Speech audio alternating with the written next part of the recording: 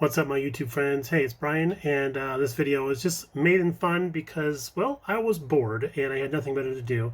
We're in between, well, we're not really in between projects, but we are kind of just sort of waiting for September to start so we can work on our Meng build.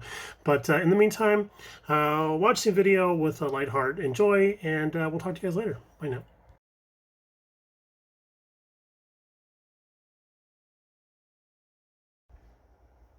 Well, hello again, everybody. Welcome back. It's Brian, and we are going to do a little bit of a spoof tutorial on how to make a frame.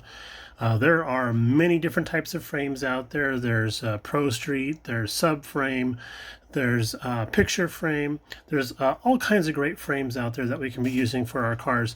And the one we're going to use is one that's actually can be easily modified so that we can lengthen it or narrow it or widen it or shorten it. But I wouldn't really want to make it taller. That might not be a good idea. So we can just adjust the measurements any which direction we want to, except on the third axis.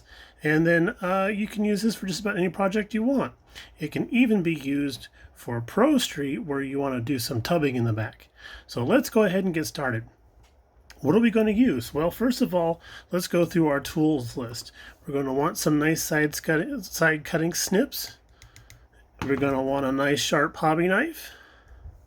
Going to want some CA glue. This stuff I really recommend the Tamiya Extra Thin. This is the quick setting stuff, and a razor saw. These are very, very handy. So the material we're going to be building it out of is junk sprue. Huh? How about that? I've got boxes of this stuff all over the place, and I can't wait to start using this for something more constructive than just trying to catch mice with.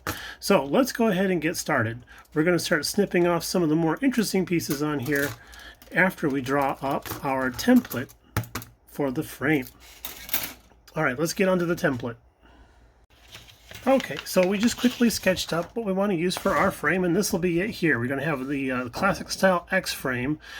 This can be a little tricky because we will have to run drive shaft and exhaust around that. One of the cool ways of getting around that is, of course, not putting an exhaust on there at all. So that's an option.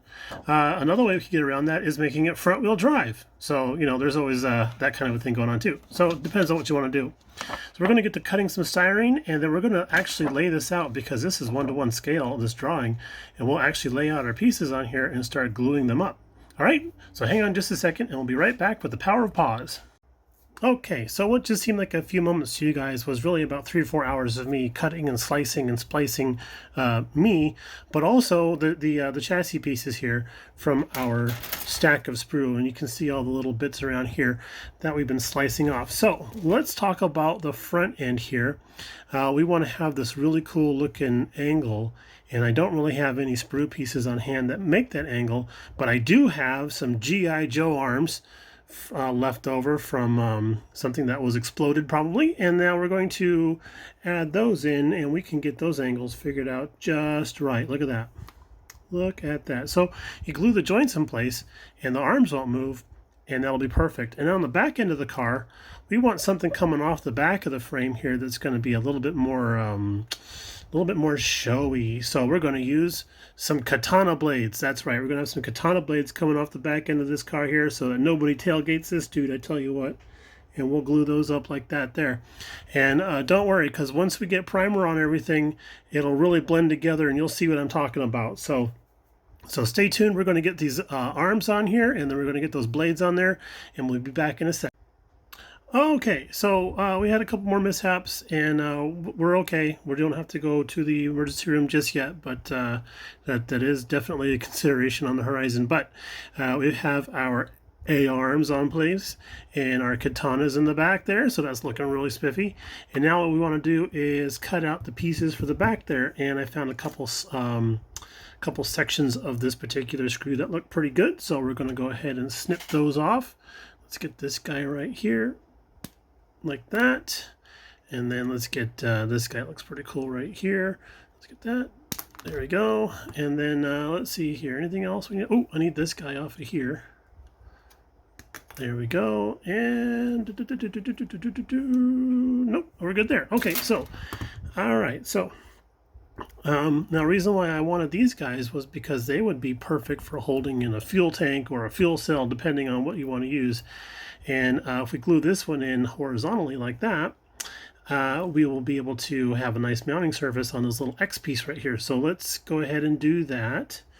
Let's see how they fit in place. Oh, that's going to fit pretty good. And how about this guy here? I tell you, that's some good guesstimating right there on my part. All right, so let's get those glued in place, and then we'll be back in a sec. And our frame is done. So let's take a little bit of a closer look at it here. We have our A-arms up there in the front, and then a little bit of a cross member going on there, and then a little hoop in the back here for our rear suspension, or pumpkin, or whatever you want to call it. And then some bracing in the back for our fuel tank or fuel cell, depending on what we want to use. So let's go ahead and take this out back and give it a coat of primer and see how it looks. I should probably glove up first for that, so let me just go ahead and put on a glove here. All right, that's probably going to work. Yep, that'll work out great. Okay, cool, let's go out back. Okay, so we're out back on the patio, and we're going to give this guy a nice quick coat of some nice fine surface primer from Mr. Tamiya. And we're going to make this stuff look a lot better than it was.